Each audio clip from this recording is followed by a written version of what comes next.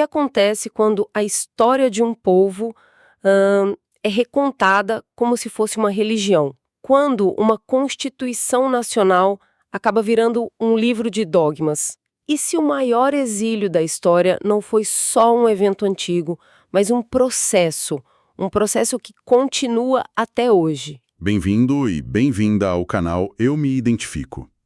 Hoje, a gente vai analisar as escrituras não como um texto religioso, mas como o registro de uma aliança nacional. Vamos decodificar o verdadeiro significado do exílio e daquela ideia de servidão a outros deuses. E a nossa análise vai se basear em textos da Torá e dos profetas, para entender a jornada de Israel, a quebra da aliança com Iá e as consequências históricas que acabaram moldando a realidade de um povo espalhado, pelas nações. Exato.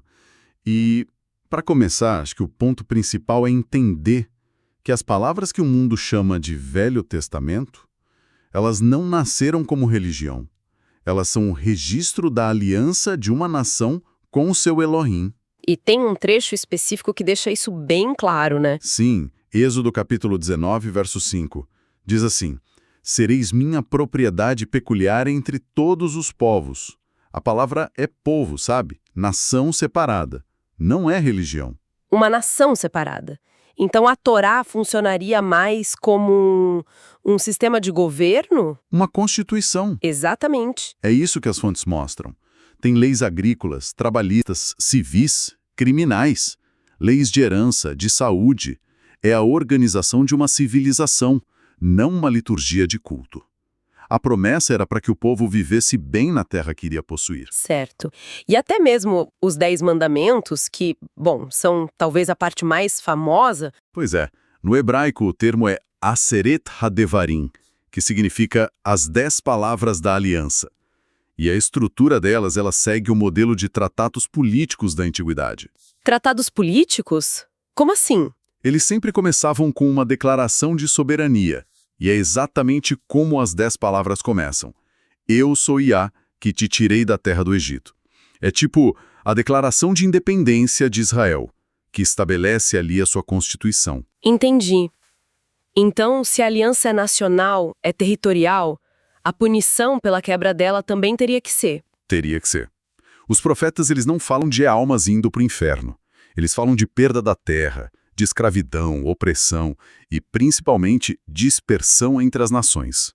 E essa ameaça de dispersão é um tema constante, então? Totalmente. Deuteronômio 28, verso 64, é explícito. Iá te espalhará entre todos os povos, de uma extremidade da terra a outra.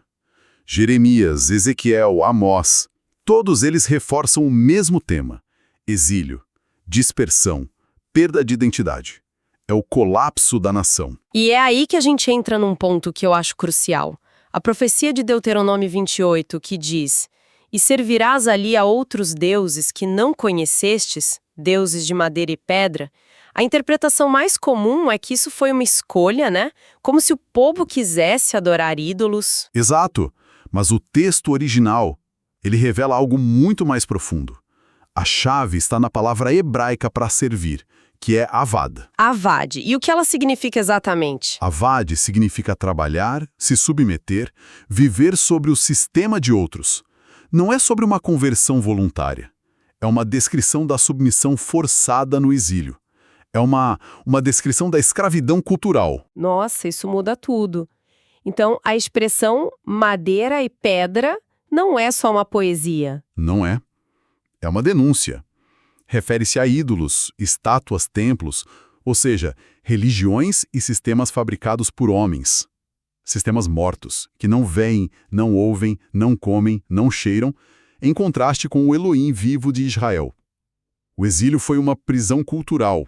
O povo foi forçado a viver sob religiões e sistemas de dominação. E essa punição, esse exílio, as fontes dizem que não foi um evento único, certo? Foi um processo histórico, em fases. Foi um processo que cumpriu a profecia de uma dispersão global.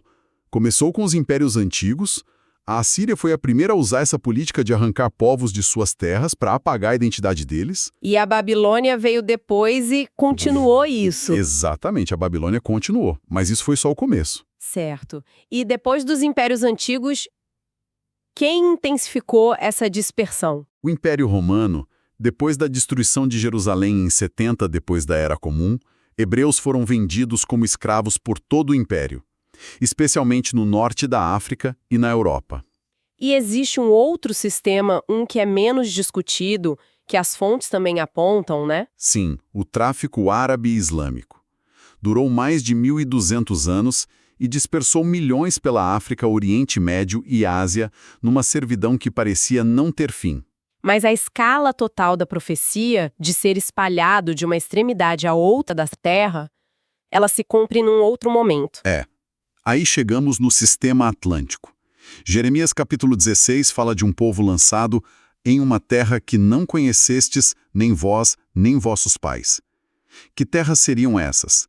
Terras totalmente desconhecidas para o mundo hebreu antigo, como as Américas. Então, a gente está falando de milhões de pessoas arrancadas de suas terras, levadas em navios, forçadas ao trabalho, perdendo seus nomes, sua língua, sua identidade. Exato. Isso é Deuteronômio 28 acontecendo em tempo real. É a materialização daquela sentença. Mas o exílio não era só punição, né? As fontes falam que era também um processo de cura. Exatamente. Deuteronômio, no capítulo 4, diz que é dali do cativeiro que Israel buscaria Yahá novamente. O despertar para a verdadeira identidade acontece no ponto mais baixo da humilhação. E a promessa de restauração, imagino, também é nacional. Também é nacional. A visão dos ossos secos de Ezequiel, no capítulo 37, é muito clara. Estes ossos são toda a casa de Israel. Não fala de almas. Fala de um povo socialmente morto com a identidade perdida que vai voltar a ser uma nação. E a promessa é sempre territorial. Vos trarei a vossa própria terra. E essa reunião, ela é global. Global, Jeremias 31 reforça isso. O que espalhou Israel o ajuntará. Trarei do norte das extremidades da terra. O ajuntamento é global porque a dispersão foi global. É a reconstrução de um povo, com suas casas, seus campos, sua herança. Então, para resumir, a história de Israel foi, de certa forma, transformada em religião. Seu pacto nacional em doutrina. Sua nação em uma igreja. Isso. Mas a aliança original nunca foi sobre religião.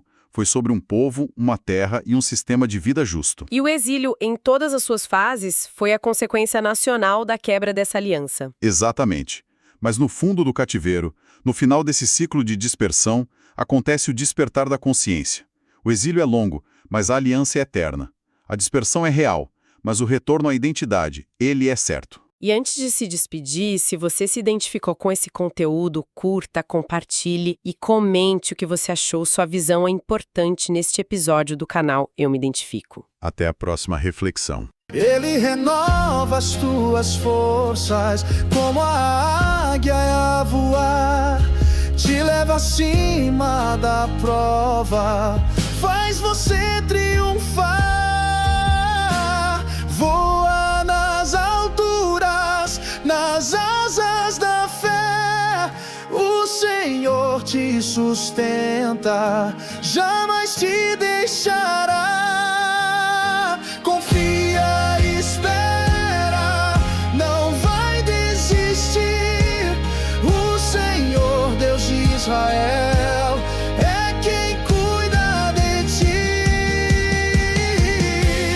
O Senhor